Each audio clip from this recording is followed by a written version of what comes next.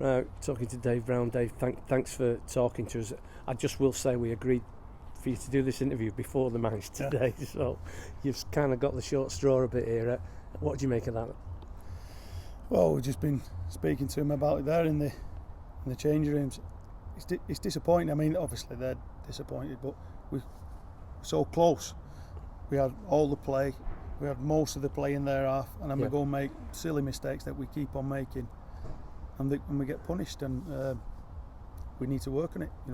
We've got to sort it out as soon as possible.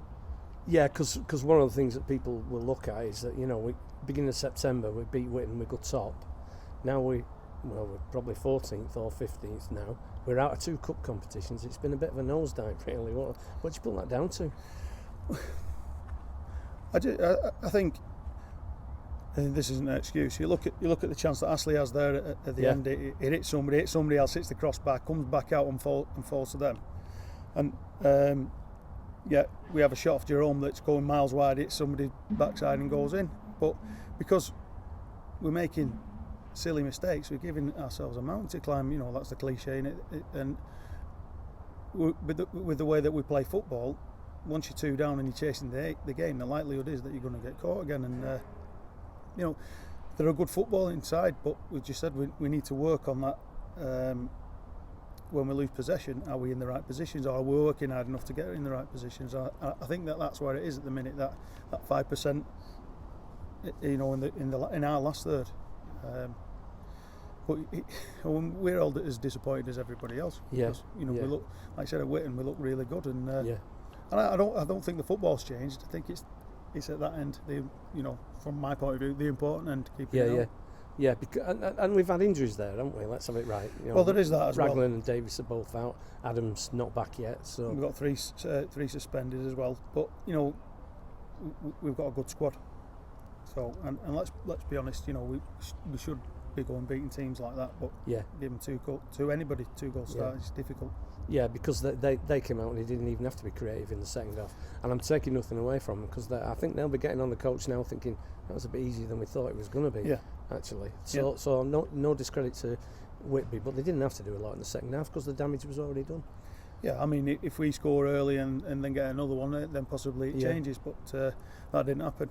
And I don't, we're not panicking or anything, but we need to cut down those little mistakes. When, example, the second goal, we give it away in our own half, they break on us, and they score a goal, and then, which of course is what we did last week at Stafford as well, exactly wasn't it? The same thing. Same sort of thing.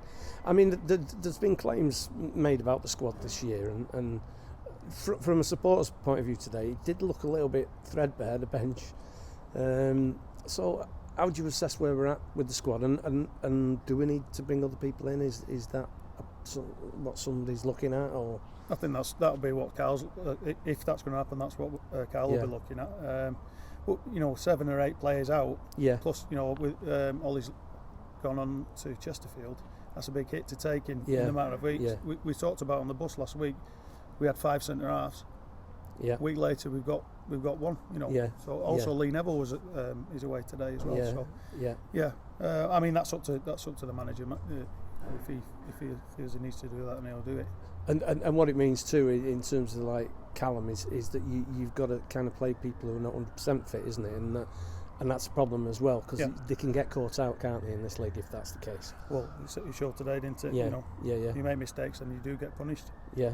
So where do we go from here? I mean, what have you said to the players? What have the players said to you in the dressing room there? Well, we've had a good chat about things, and we'll put it right. We'll put it right in training. We decided it's pretty obvious what we need to work on, and that's what we'll be working on over and over again. I think that's how repetition. Hopefully, that starts to show in games then.